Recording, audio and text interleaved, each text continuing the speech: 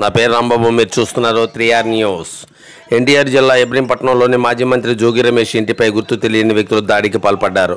కారులో వచ్చిన 4 వ్యక్తులు జోగి రమేష్ ఇంటిపైకి రాళ్లు విసురుతుండగా అక్కడ ఉన్న కానిస్టేబుల్ వారిని నిలువరించేందుకు ప్రయత్నించారు. అయితే అతనిపై కూడా వారు తిరగబడ్డారు. ఆ సమయంలో జోగి రమేష్ ఇంట్లో ఎవరూ లేరు. ఎప్పటికే దాడి చేసే ప్రమాదం ఉండటంతో మాజీ మంత్రి ఇంటి ముందు ఇబ్రహీంపట్నం పోలీసులు ఇనుప ఫెన్సింగ్ కూడా ఏర్పాటు చేశారు.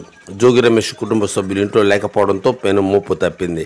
జోగి రమేష్ ఇంటిపై దాడికి పాల్పడిన వారిని కఠినంగా శిక్షించాలని స్థానిక వైసీపీ నేతలు డిమాండ్ చేస్తున్నారు.